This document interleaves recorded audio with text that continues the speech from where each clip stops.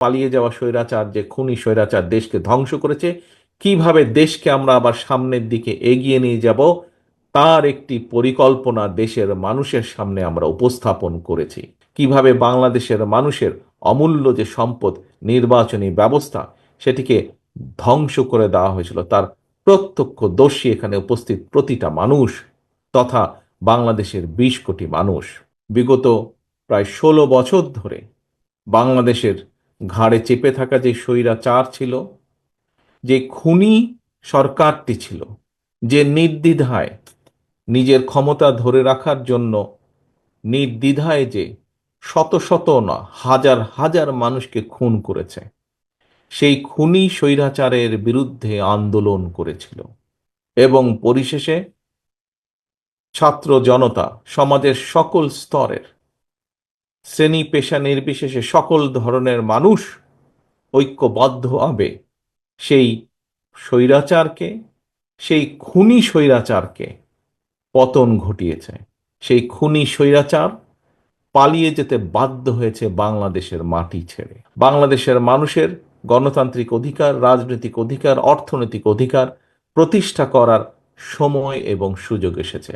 অর্থাৎ যেই গণতান্ত্রিক প্রক্রিয়ার মাধ্যমে বাংলাদেশের মানুষ তাদের ভবিষ্যৎ নেতৃত্বকে, কারা এই দেশের নেতৃত্ব দিবে, কারা বাংলাদেশের মানুষের রাজনৈতিক অধিকারকে প্রতিষ্ঠিত করবে, কারা বাংলাদেশের মানুষের, সাধারণ মানুষের, প্রান্তিক মানুষের অর্থনৈতিক মুক্তি অর্জনে সহযোগিতা করবে, সেই নেতৃত্বকে বাছাই করার সময় এসেছে। এবং সেটি কি, কোন প্রক্রিয়া? গণতান্ত্রিকভাবে, অর্থাৎ ভোটের প্রক্রিয়ার মাধ্যমে, জাতীয় নির্বাচন বা ভোটের প্রক্রিয়ার মাধ্যমে বাংলাদেশের মানুষ সেই নেতৃত্বকে বাছাই করে নেবে। যেই স্বৈরাচার পালিয়ে গিয়েছে, আমরা দেখেছি তারা কিভাবে বাংলাদেশের প্রতিটি প্রতিষ্ঠানকে ধ্বংস করে দিয়েছিল।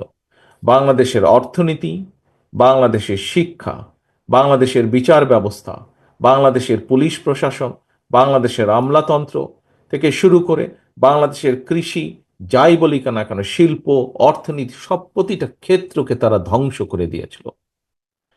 এমনকি নির্বাচন ব্যবস্থাকেও ধ্বংস করে দিয়েছিল। কিভাবে বাংলাদেশের মানুষের অমূল্য যে সম্পদ নির্বাচনী ব্যবস্থা, সেটিকে ধ্বংস করে দেওয়া হয়েছিল, তার প্রত্যক্ষদর্শী এখানে উপস্থিত প্রতিটা মানুষ তথা বাংলাদেশের ২০ কোটি মানুষ।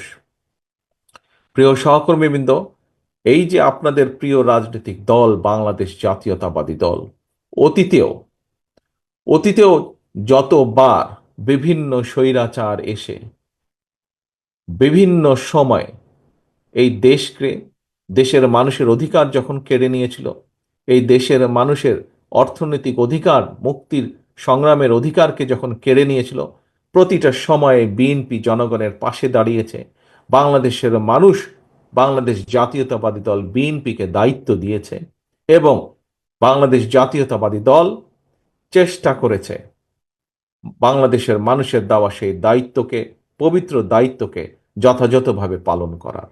এবং সেজন্যই আমরা দেখেছি যে বাংলাদেশের মানুষের বহুদলীয় গণতন্ত্রের যে অধিকার, সেটি বিএনপি প্রতিষ্ঠার চেষ্টা করেছে।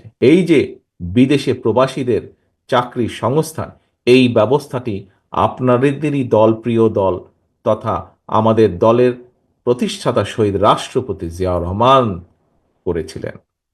একই সাথে যেই গার্মেন্ট শিল্পের কথা আমরা বলে থাকি, যেই গার্মেন্ট শিল্পের জন্য সারা বিশ্বে আজকে বাংলাদেশ পরিচিত, সেই গার্মেন্ট শিল্পেরও যাত্রা শুরু করেছিলেন শহীদ রাষ্ট্রপতি জিয়াউর রহমান।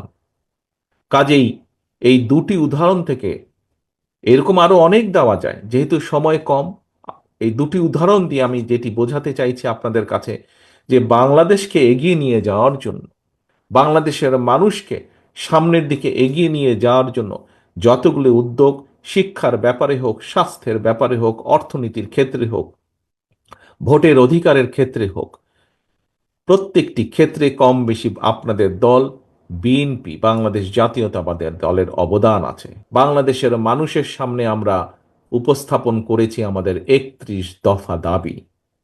কি সেই ৩১ দফা? এর মধ্যে আপনারা কম বেশি প্রত্যেকেই ওয়াকেফাল আছেন, অবহিত আছেন এই ৩১ দফা নেই। এই 31 দফাটা কি? 31 দফাটা হচ্ছে বিগত 15 বছর এই স্বৈরাচার, পালিয়ে যাওয়া স্বৈরাচার, যে খুনি স্বৈরাচার দেশকে ধ্বংস করেছে, কিভাবে দেশকে আমরা আবার সামনের দিকে এগিয়ে নিয়ে যাব তার একটি পরিকল্পনা দেশের মানুষের সামনে আমরা উপস্থাপন করেছি।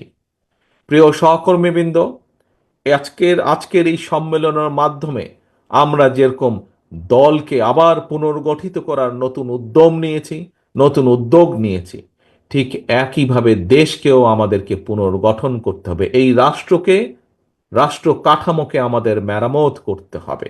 হতে পারে আমরা যতটুকু করতে চেয়েছিলাম, বিভিন্ন কারণে আমরা হয়তো ততটুকু করতে পারিনি, কিন্তু তারপরেও করার মধ্যে যতটুকুই করেছে একমাত্র আপনাদের এই প্রিয় দল, বাংলাদেশ জাতীয়তাবাদী দল।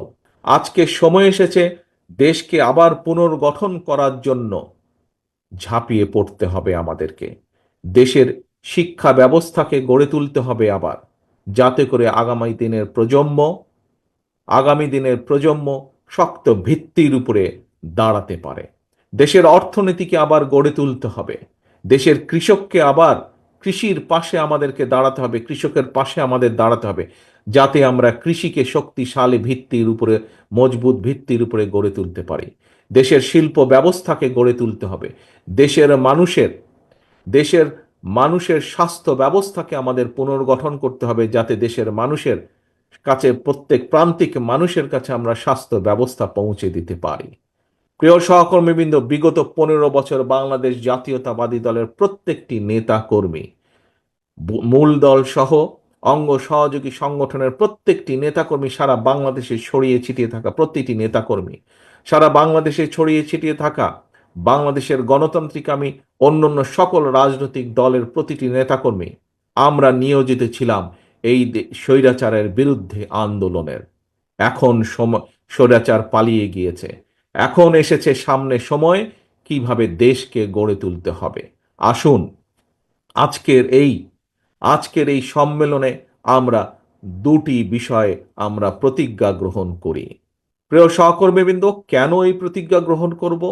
কারণ এই কারণেই প্রতিজ্ঞা গ্রহণ করব, এখানে উপস্থিত যে 707 জন আজকে কাউন্সিলর আছেন, প্রতিটি কাউন্সিলর আপনারা হচ্ছেন শহীদ রাষ্ট্রপতি জিয়াউর রহমানের সৈনিক।